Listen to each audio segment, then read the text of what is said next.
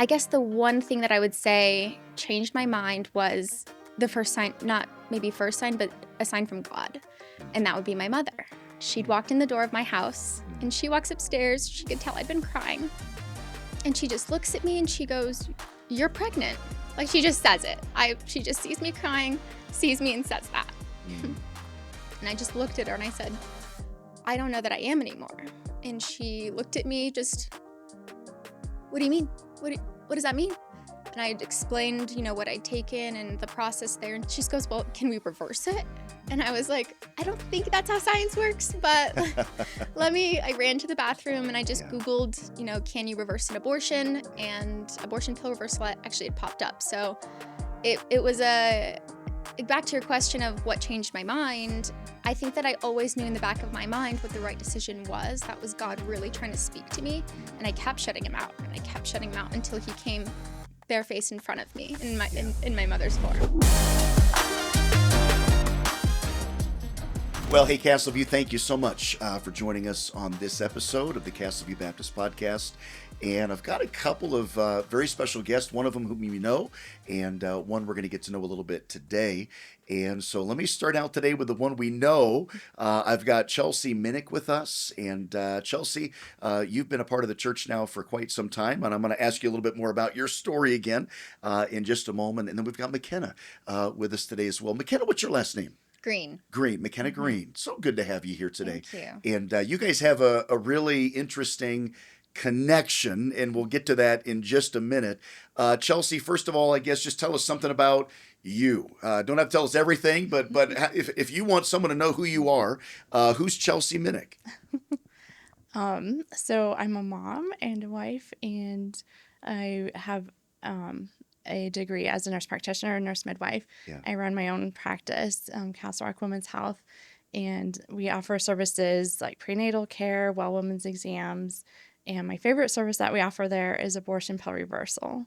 We offer our services for free. There's a cost if they have to do lab work, but we get to just be a witness and a blessing to women in the community. So I love that. I love that because there's so many people, and Mackenna, we're going to get in your story in just a minute. There's so many people that are looking for help and hope and encouragement and just don't know where to turn. And there's not many places that even offer this. And so we're thankful as a church, Chelsea, that we get to stand behind you, and we're thankful for what you do. And so we're excited about all of that.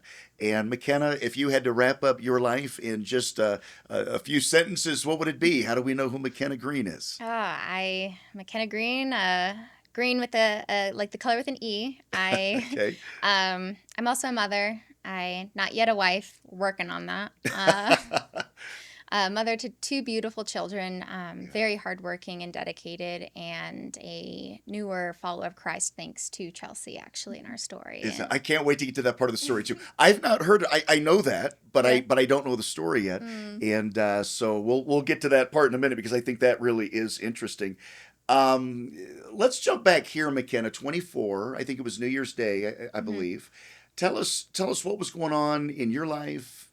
Bring us up to speed on that. Yeah, I was actually celebrating my my oldest's first birthday. New Year's Day is his birthday.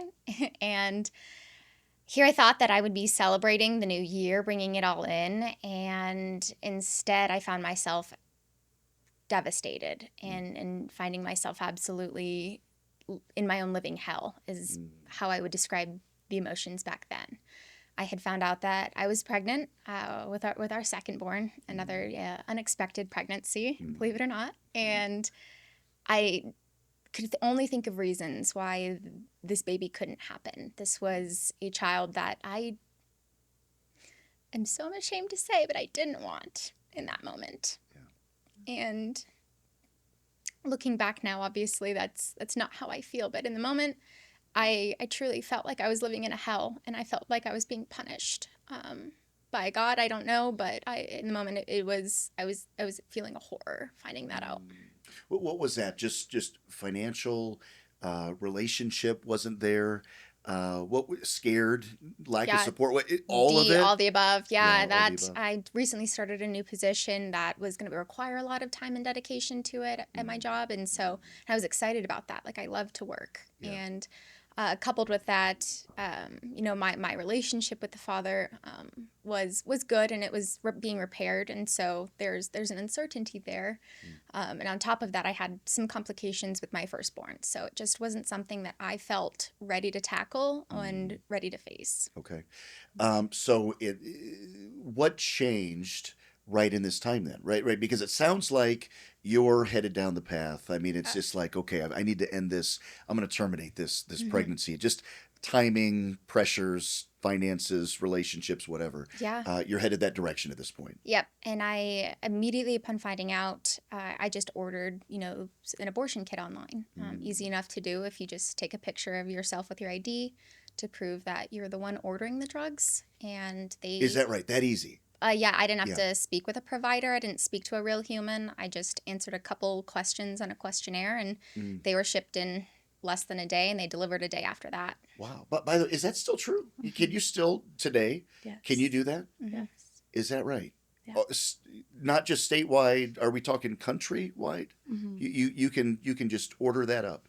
Yeah. Okay. So there is some legal stuff going on right now with this because it is dangerous for women to be able to order these drugs without any physician oversight. Yeah. For example, if a woman has an ectopic pregnancy and she's ordering these drugs and that wasn't ruled out, then she can die from that. So this is something really dangerous, but something going on, and it's they say an estimate between 60 to 70% of women are doing the abortion drugs online like this. What is it? What is the percentage? 60 to 70%. 60 to 70% of abortions are taking place just through, and is it a pill that they're taking at that point? Yeah, so it's a 2-drug regimen. So it's 2 different drugs that they have to take. The first one's mifepristone, which blocks progesterone in pregnancy. Progesterone's needed for that pregnancy to continue. Yeah. And then 24 to 48 hours later, they take the second drug, which is misoprostol. That causes contractions, so the mom will expel that now dead baby. Wow. And all of that's happening with no physician oversight. Correct. You're just I can't imagine the emotions of something like that a mom would be going through without any support whatsoever. So Mackenna, you're there. This is as easy as Amazon almost. Borderline even easier. It is horrific. I think that it is designed intentionally that way. Most women that are wanting to go through with an abortion, they don't want to have to talk to somebody about it, be convinced to change their mind. So I think that the abortion industry has very cleverly, horridly created this model where you don't have to speak to someone, so you don't have to get in the car, drive somewhere, and take the time to schedule an appointment. And it's a very sterile experience is the best way that I can describe that. And all I could feel afterwards, like reflecting on my experience, was that was intentional.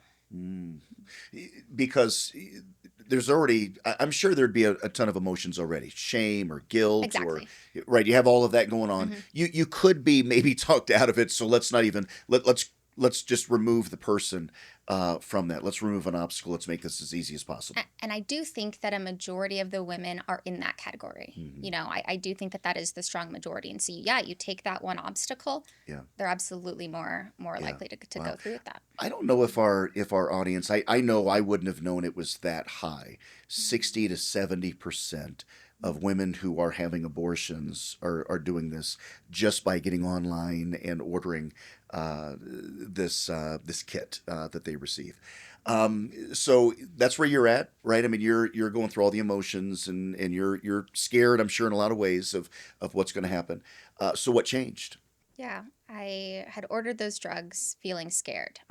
And, of course, hormones, emotions, like you said, they are running very rampant and very high. So I think that is another offset that the abortion industry does capitalize on, is they know that these women are desperate and they are looking for a quick fix without actually looking at those repercussions. So upon, ordering those drugs, I remember staring at the box at the kitchen table, kind of looking at my partner, thinking like, all right, now's your chance to either say, don't go through with it, or what may have you. And we both just decided that this is what we needed to happen. Turn off the emotions. Let's move through it and go through with it. And I popped the first pill there, and I just remember going upstairs and crying the rest of the night. And so like Chelsea had mentioned, about 24 to 48 hours is when you take that next pill. So the next day, I decided to stay home in the event that I was feeling a little off. They'd said that that was a symptom that you could expect. And I'm right at the 24-hour mark. And I'm expecting to, have to take that next step or the next set of pills. And I guess the one thing that I would say changed my mind was the first sign, not maybe first sign, but a sign from God. And that would be my mother. She'd walked in the door of my house, and she never comes over. When I say that, I love my mother. My house is much, much smaller, 1,300 square feet, Sure. toys everywhere. Yeah. Her house is just so much better equipped for hosting and gathering. So she never really comes over. Randomly, she shows up at my door, walks in the door. And if that wasn't a sign from God, like just in that moment, right as I'm about to take them, and she walks upstairs, she could tell I'd been crying. And she just looks at me and she goes, "You're pregnant." Like, she just says it. She just sees me crying, sees me, and says that. And I just looked at her and I said, "I don't know that I am anymore." And she looked at me just, "What do you mean? What does that mean?" And I had explained, what I'd taken and the process there. And she just looks at me, and I can see the wheels turning in her head of, how do I be there for my daughter in this moment while also not excusing the sin? And she's a very strong follower of Christ, and also being there for that grandchild. Yeah. I can see her battling that in the moment. Yeah. She just goes, "Well, can we reverse it?" And I was like, "I don't think that's how science works, but I ran to the bathroom and I just Googled, can you reverse an abortion? And abortion pill reversal actually had popped up. So it was back to your question of what changed my mind. I think that I always knew in the back of my mind what the right decision was. That was God really trying to speak to me. And I kept shutting him out, and I kept shutting him out until he came barefaced in front of me in my mother's form. Yeah. Wow. I would imagine that was a difficult thing for her in that moment, because she's Christ follower. She's, we believe, obviously, and I know you do now as well, that life is a gift from God, and he's the giver of life. He's the one that gives us value. Every single child has been created, fashioned in the image of God. All life has value. So your mom's there, and she's going, "Okay, I want to love my daughter through this." She sees that you're wrecked emotionally already, and you're already in turmoil. At the same time, is there a chance to be able to is that how you came across Chelsea then? But by the way, I did want to ask you this. It was like, as soon as your mom said that, maybe there's a little bit more to the story, but it almost seemed like you went right to, "You're right. Let's try to." Was it almost like, I just needed somebody?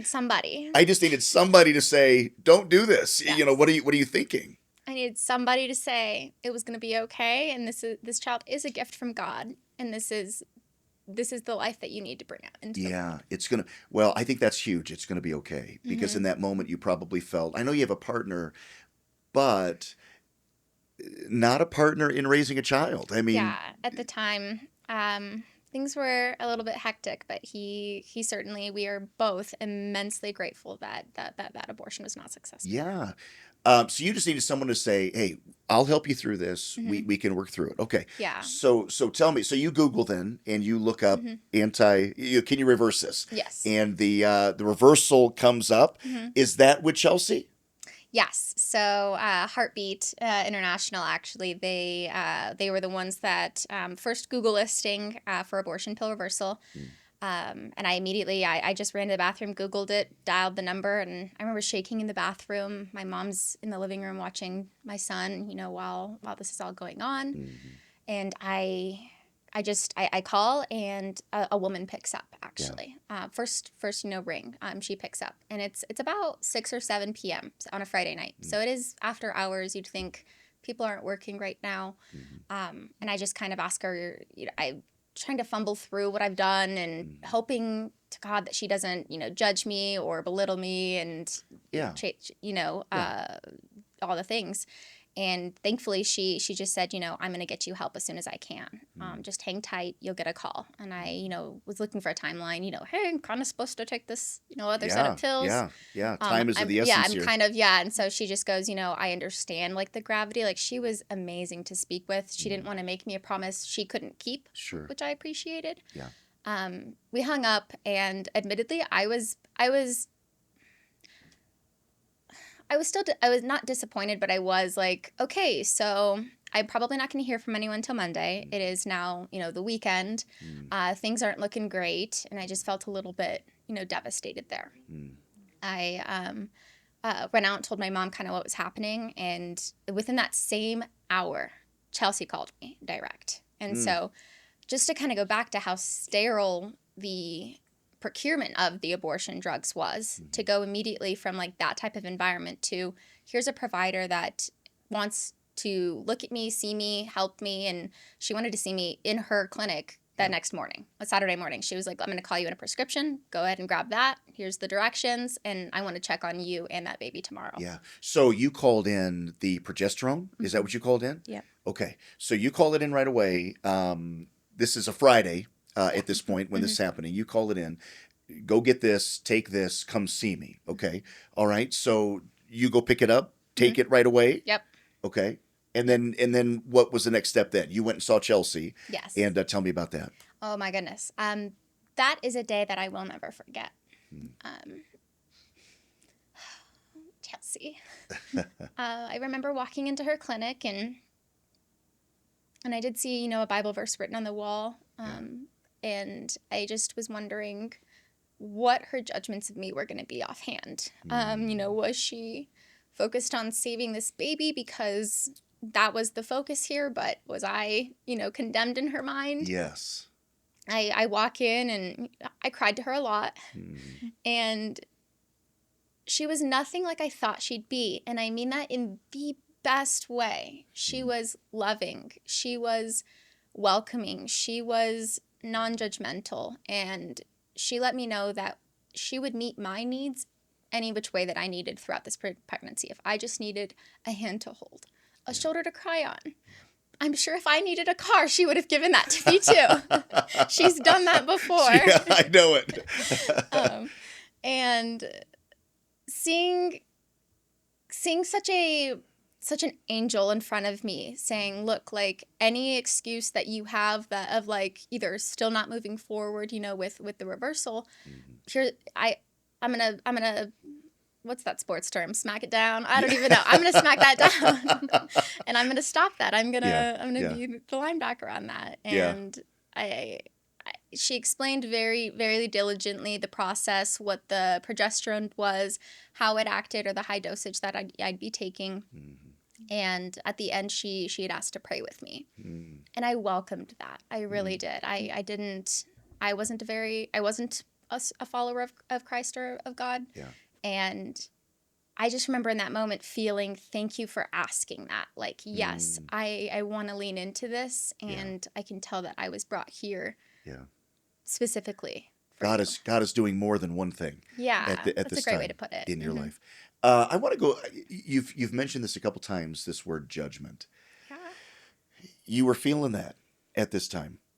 Yeah, I think it's really hard not to when I was never really 100% for the abortion. It just was something that I felt a social and societal pressure to go through with. And so, yeah, I was scared of being judged. That shame and that guilt, it eats you alive. Yeah. And so anybody that was going to find out of this attempted abortion, I was worried, what am I going to look like in their eyes? Are they going to tell my daughter that I don't love her? Yeah.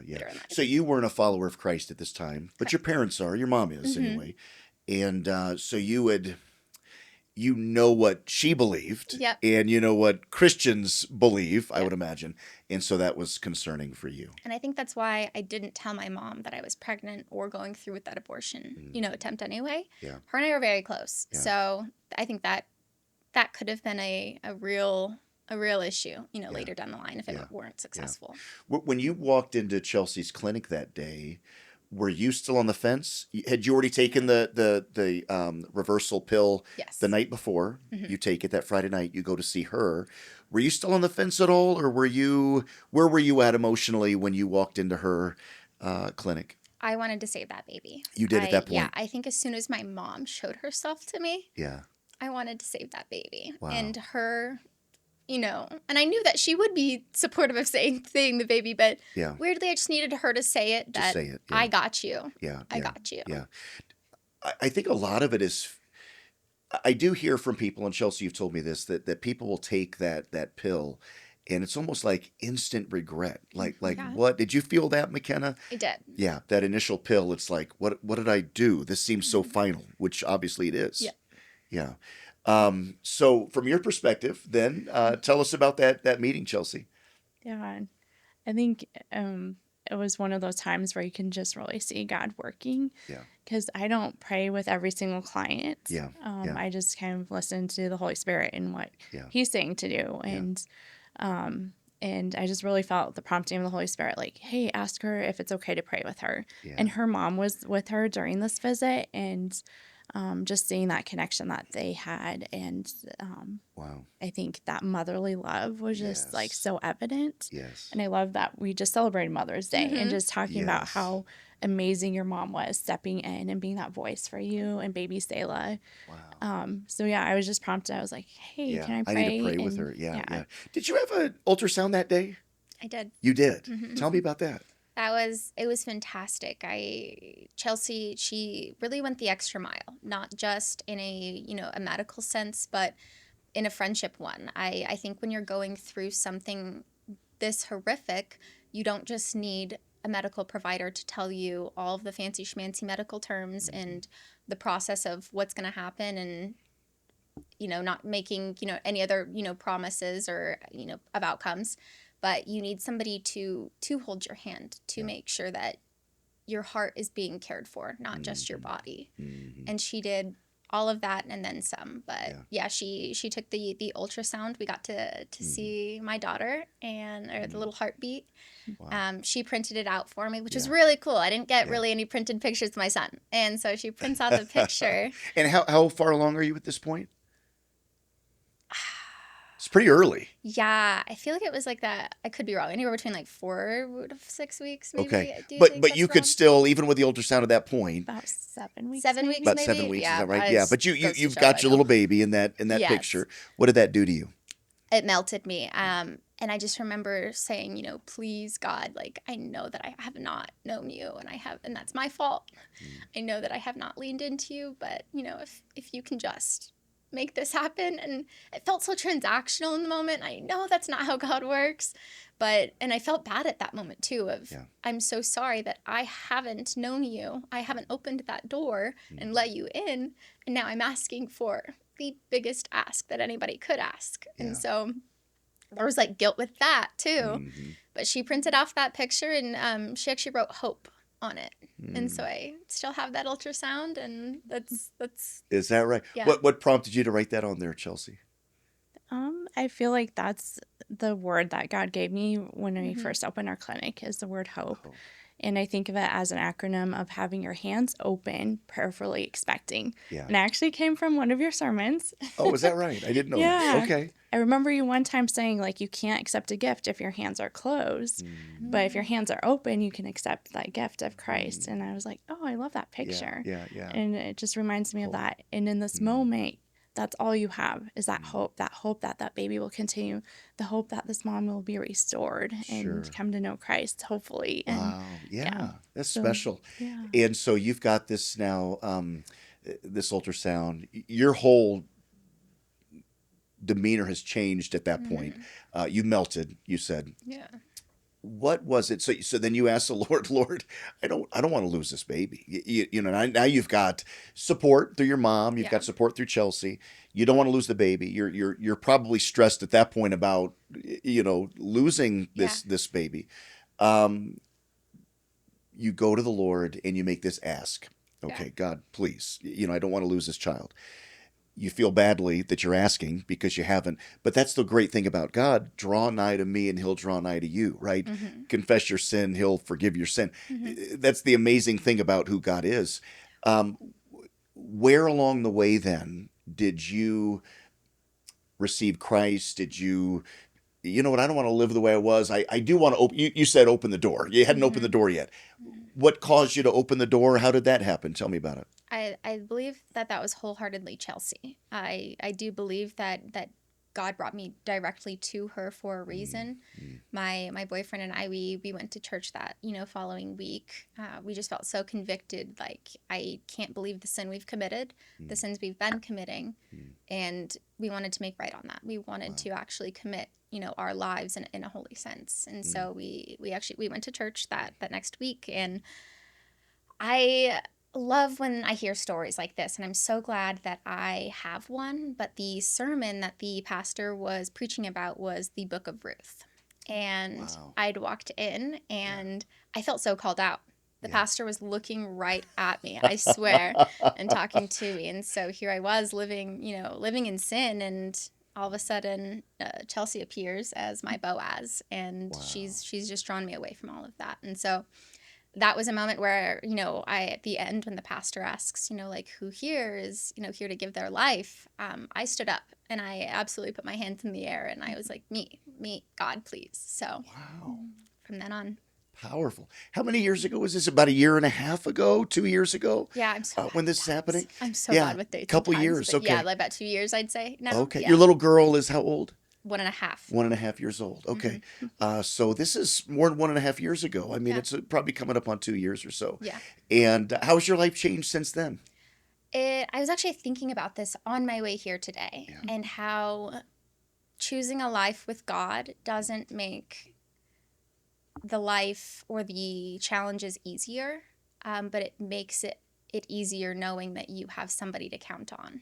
Yeah. And so being able to know that life is still going to be hard, even though I know him. Yeah. Having solace in that, really actually the faith there. You can't see the wind, but it's there. And I feel like anytime I go through a hardship, I have to keep that in mind, that he's still working. Just because I'm not happy with where things are at or with what's going on doesn't mean that he doesn't have a plan, and that it's not part of his plan. Yeah. Hebrews 13 tells us he'll never leave us or forsake us. Yeah. And you just hit it exactly. I mean, we talk to our church a lot about, listen, you got saved thinking everything's going to be great from now on. No, you've still got trials. I mean, you're going to have problems, but you have that one that walks with you through those challenges. Mackenna, what would you say to somebody that is struggling with a decision? Maybe right now they're sitting in that seat of, this isn't a good time for me. I don't have the support that I need. Whatever those fears are, what would you say to someone that is maybe going through what you were feeling at that time?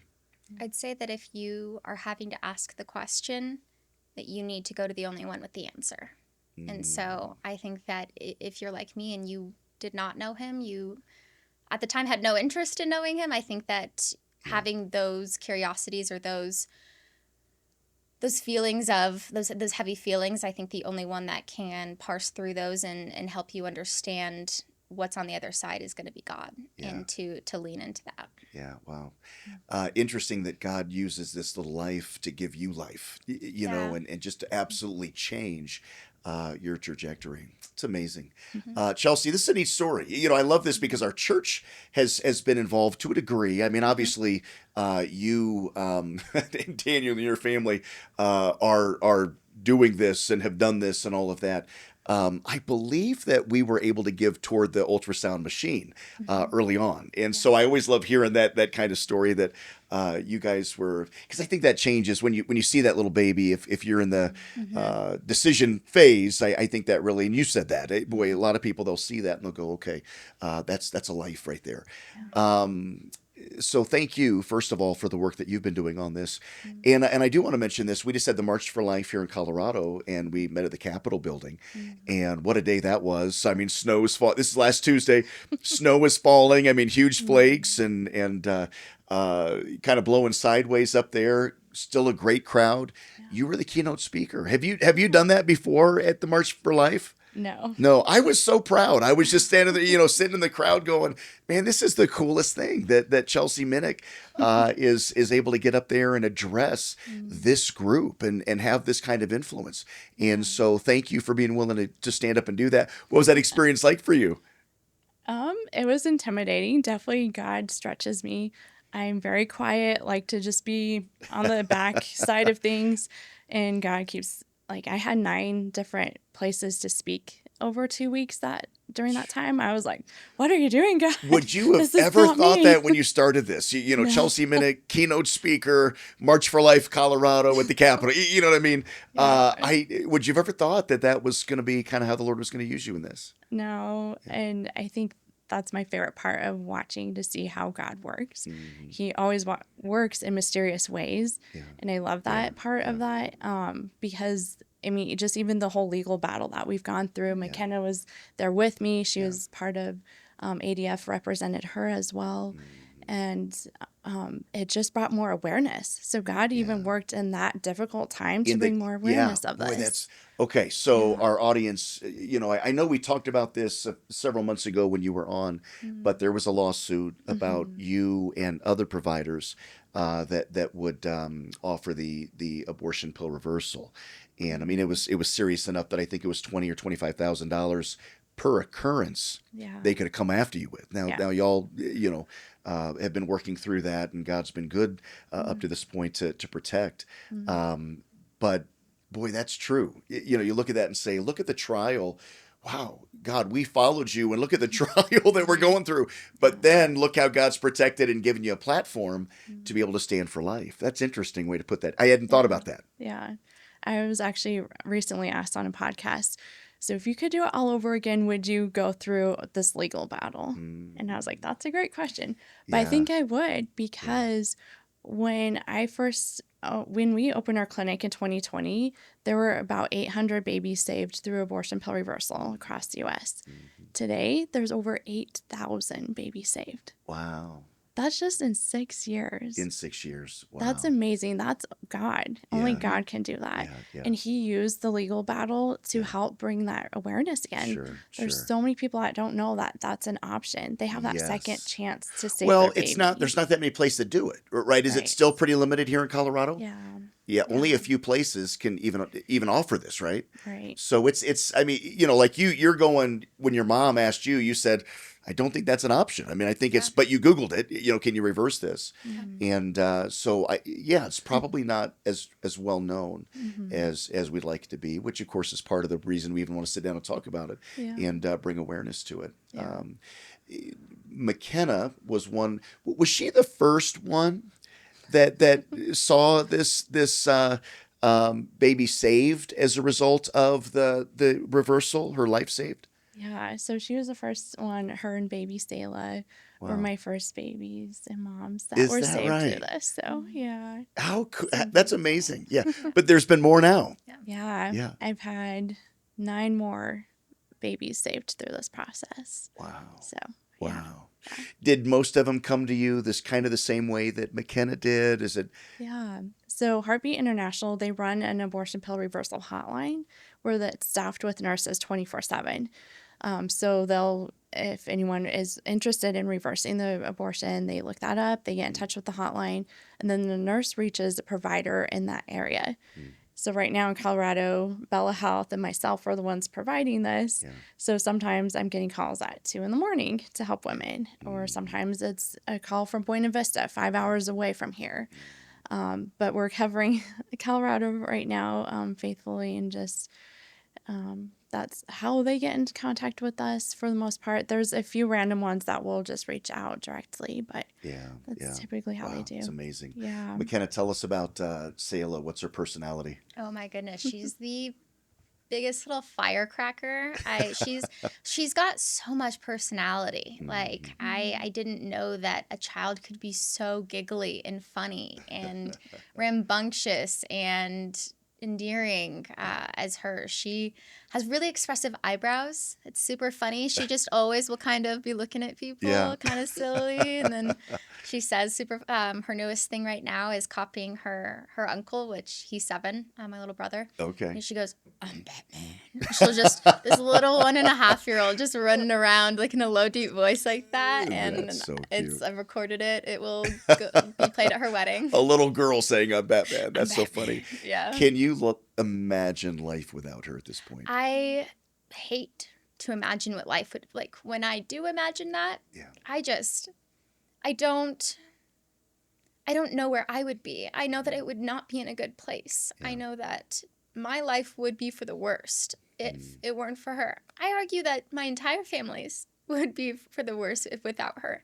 We would have always been missing her presence, feeling like there's just that missing piece. And having her earthside with us, just knowing that Chelsea, she not only saved, our physical lives, mine as well as Selah's, but our eternal ones. And that's arguably the more important one. And so knowing that I will know her this life and the next, that feeling is fantastic. That's amazing. Well, I want to commend both of you. Chelsea, great job. Thank you. I know our church is so thrilled to just even have a little teeny part of what you're doing, and then to be able to pray for you in the clinic, and to be able to pray for people like Mackenna that we've never met before, but relationships that you have, the first of 10 at this point that you've been able to reverse and save. And Mackenna, thank you for coming and sharing that. I think that will be very encouraging to a lot of people that maybe in that moment that this is bad timing, this is not good, I'm feeling the judgment, the shame, the regret, the pressure, whatever they're going through, to hear from somebody that says, no, you know what, God will provide. That, by the way, that was our whole Mother's Day sermon on Sunday, was God will provide. You may not have it right now, and you don't see the grace that you need until you need it. And one of the things I'd said in that is God is rarely early, but he's never late. He's always going to give you exactly what you need when you need it. And so thank you so much for coming on today and sharing that. And we're fun to watch the growth that you've had already in just a couple of years. I mean, just some of the things you've said have been really encouraging. And congratulations on little Selah, and can't wait to hear how she grows up and what she does. I can't wait. Maybe she'll be Batman. We'll see what she ends up doing in the days ahead. But thank you all for being here today. Really appreciate that. And church, thank you for listening today. What a powerful story. If you know somebody that's challenged with this right now, that's feeling maybe isolated, sometimes the support by believers can make such an incredible difference. Just to look at somebody like Mackenna's mom did and said, listen, you're not by yourself. I'm walking with you through this. And boy, that judgment piece too. There's, she talked about her mom and kind of this, I don't want to come across judgmental. I love her, but I love this baby too. And so the default position she took was one of love for both. And I think in this moment, that can be a challenge sometimes to be able to convey. But let's ask the Lord how we can show love to people, support to people, and help them through it. If you know someone that would be benefited by this conversation, be sure to share it. Hey, thank you so much for joining this episode. We'll see you again next week.